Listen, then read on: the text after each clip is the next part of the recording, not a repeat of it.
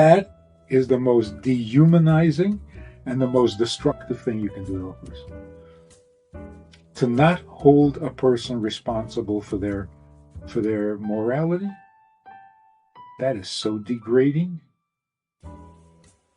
That it's worse than anything.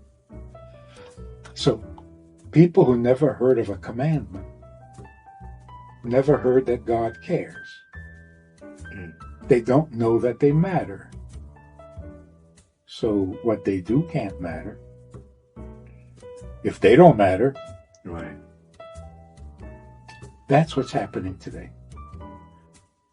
The vast majority of people in the world are convinced that they don't matter. So you want me to take my behavior seriously? Come on. Doesn't make sense. Is this the quote-unquote freedom that everybody's striving for, and I guess it's disguised as? Well, they always said, knowledge is freedom. But not mathematics.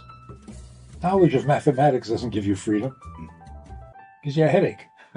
That's true. That's true. I don't like math. Yeah. But, you're not a math guy. Yeah. But even if you're good at it, that doesn't set you free. Right. What does? The only knowledge that sets you free is knowledge of why God created you. Well, first of all, that God created you. Yeah.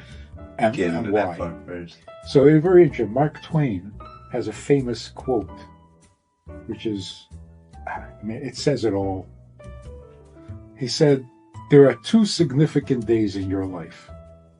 The day you're born and the day you figure out why." That is so powerful. That's it. That's the whole story.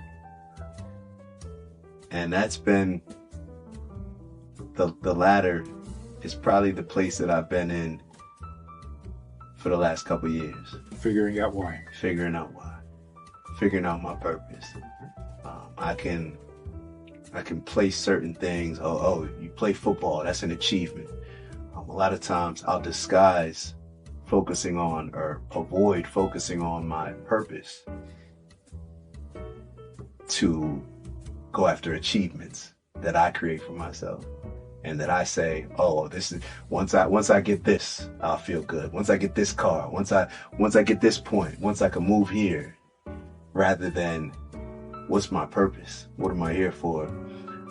What's really gonna fill me up and make me whole and fulfill that potential that I know I was given. It's like Chinese food. And it feels good while you're eating it. The moment later, you're hungry again. It's a good way of looking at it. It's a good way of looking, because every achievement that I thought would feel good and would be that next thing, once I get here, I get there and it's kind of like, all right, let me just try to drown this lack of feeling rewarding and full with just focusing on the next achievement. And it's never going to lead me to where I want to go, and the impact that I want to have.